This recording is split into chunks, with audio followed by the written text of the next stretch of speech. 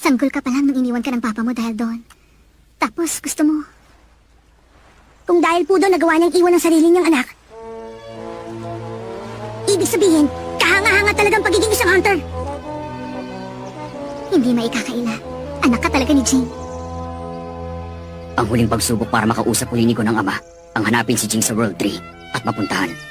Isa yung pagsubok na mas mahirap pa sa anumang pangangaso.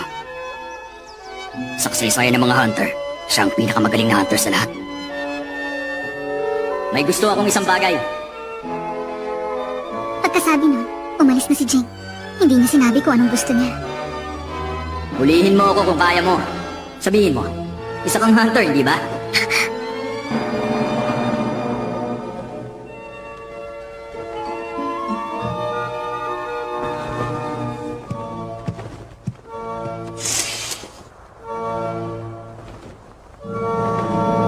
Jing!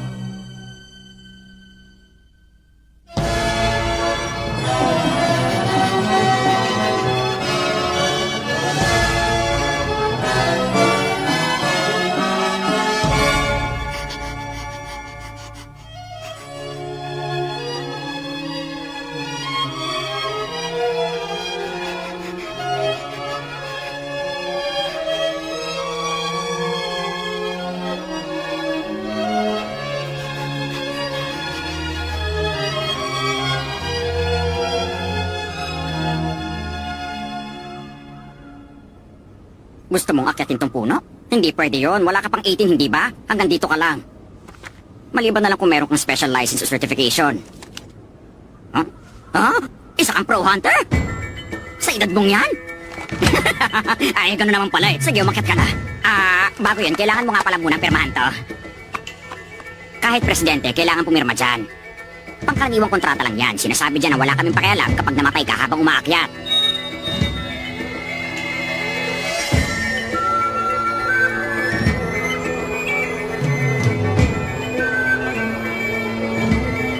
May ilang tip ako sa'yo, bata.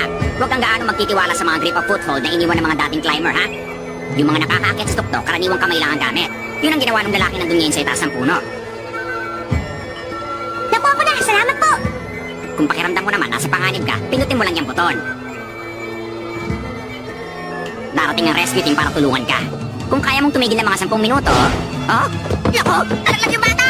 Bata! Mano! Nandun na siya agad sa taas!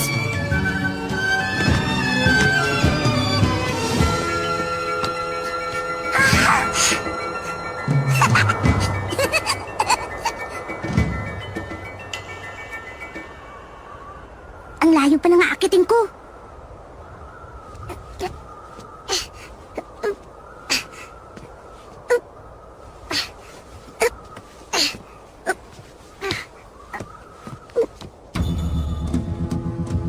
Kahangahangang puno.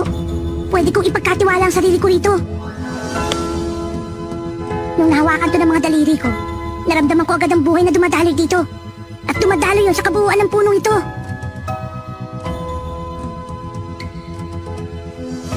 Kaya ko to. Susundin ko lang ang bulong ng puno habang umaakyat.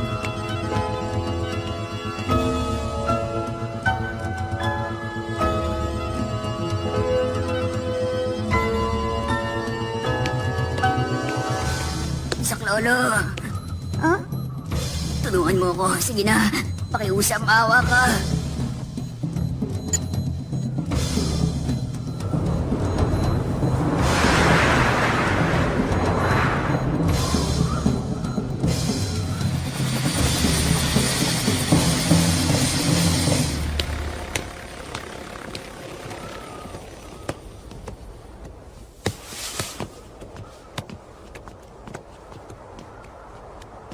Konti na lang. Huh? Kakaibang itsura ng tuktok.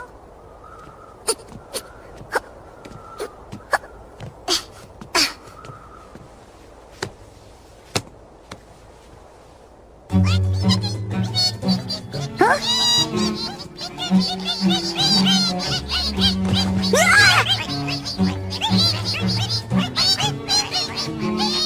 Ang lalaking sisiw!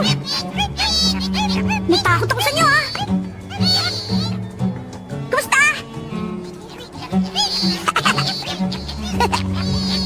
Hoy! Huh? Napagod ako sa kahihintay. King! Mula sa 500 meter point, gaano katagal ka nakarating dito? Mga 20 minutes po. Pwede na rin. Total, unang beses mo pa lang naman pag-akyat dito eh. O, Kain! Opo.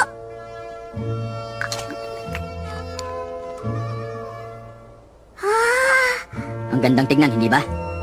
Pag makulimlim ang langit, para yung dagat ng mga ulap. Oh! Jing, Hmm? pwede magtanong?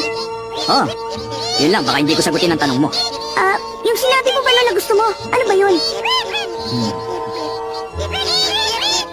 Yun ang bagay na hindi ko nakikita sa harap ko sa ngayon. Hindi mo nakikita sa harap mo?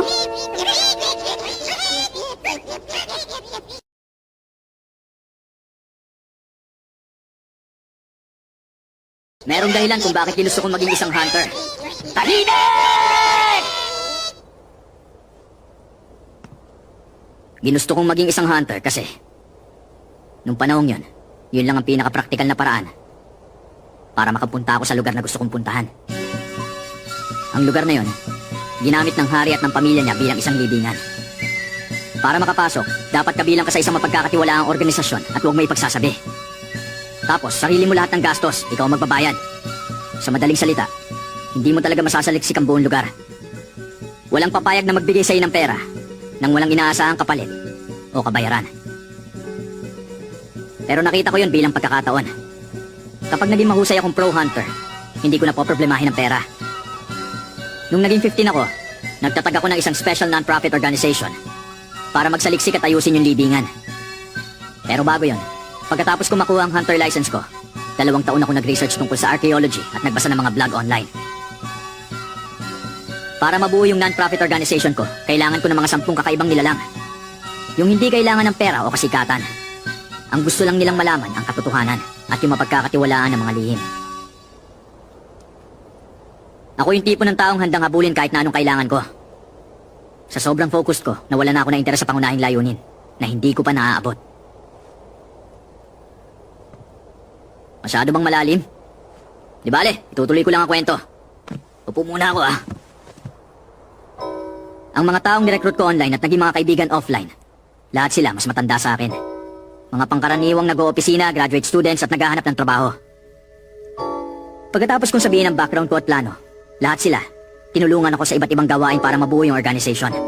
At kahit konti lang ang pera nila, nag-donate din sila. Nang matupad ang pangarap namin at nakapasok kami sa loob sa unang pagkakataon, ang pinakamagandang parte para sa akin, hindi yung nasaksihan ko ang katotohanan sa likod ng libingan at nalaman ng mga sikreto nito. Ang pinakamaganda para sa akin, nung makita ko mga kasamahan kong masaya at kinakamayan ako.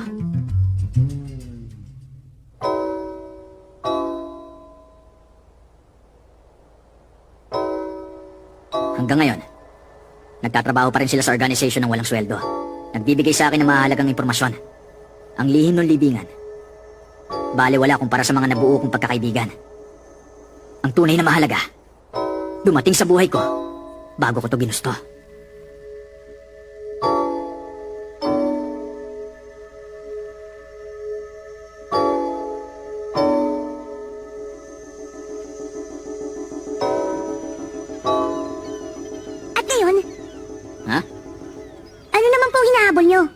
Sa ngayon ba?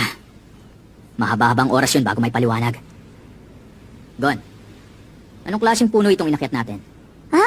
Ito po ang World Tree? Tama ka. Doon sa baba, paano nilalarawan ng mga tao itong puno? Sinasabi nila na ang taas nitong puno, hindi bababa sa 1,784 na metro. Kung tutuusin, tama yung sinabi nila. Yun nga. Pero ang totoo, ang punong ito, isang batang supling lang na tumigil na sa paglaki. Ha? Ang tinatawag nilang World Tree, hindi nakatanggap ng sapat na nutrisyon kaya ganito lamang ang taas.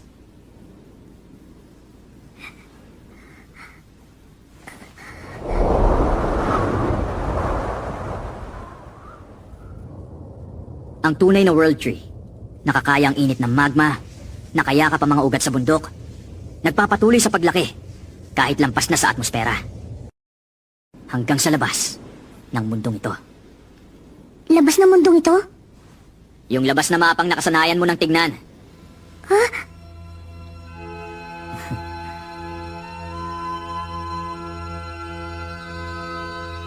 Yung Chimera ants na nilabanan nyo at ni Chairman Netero, mga non-native species mula sa labas ng mundong ito. Sila ang katotohanan na hindi tinuturo sa eskwelahan.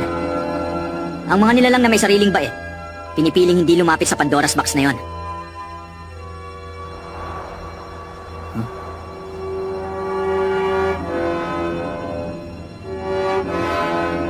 Ibig sabihin, ang mundong alam natin, isang maliit na bahagi lang ng higit na mas malaking mundo.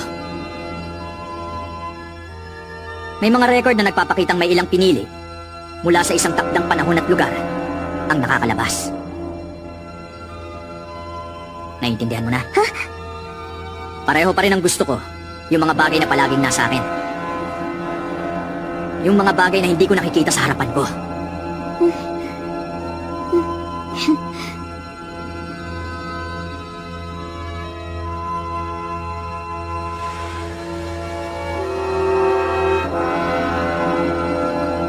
Maraming kailangan para mailabas ng mundong ito. Meron akong 4 na alam bago ka makapaglakbay. Authorization, kaparaanan, qualification, at kontrata. Pero hanggang ngayon, ni isa ron wala pa akong nakukuha. Pero hindi naman ako nagmamadali. Dahil naaaliw ako sa paglalakbay. Masaya yon.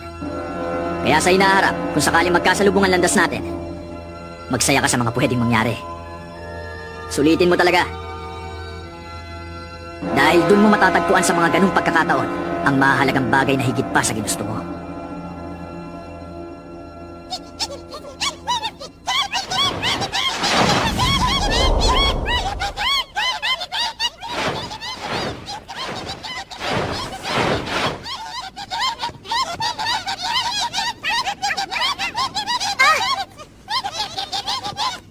Jing! Eto, pinabigay ni Kate para isoli sa'yo. Kailangan ko raw sa'yo itong ibigay. Ganun ba? Sige.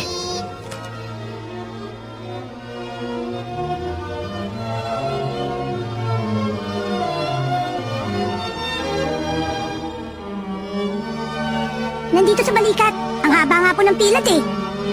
Ito, tingnan niyo po to. Pagkatapos, biglang sumabog ng malakas. Boom! Biglang lumabas yung kabaong na ganito lang kaliit at ganito kanipis.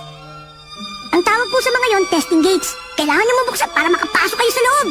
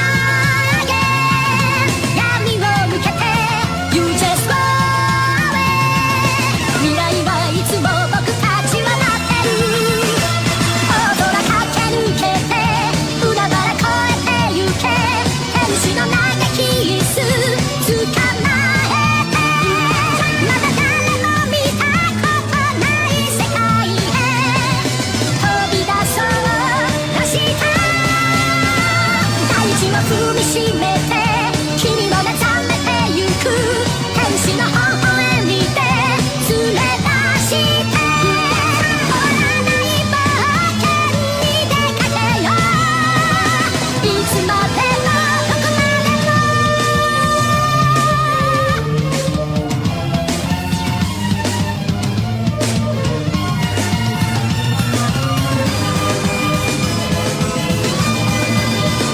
流れ落ちる涙勇気に変えてゆく天使の羽広げ舞い上がれ悲しみも痛みも包み込んで強くなれ明日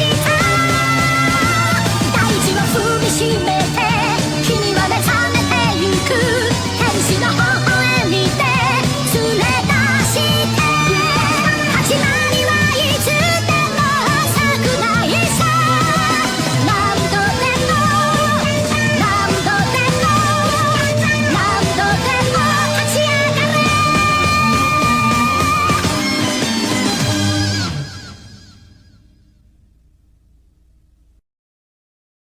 れにね。欲しいものより大切なものが、きっとそっちに転がってる。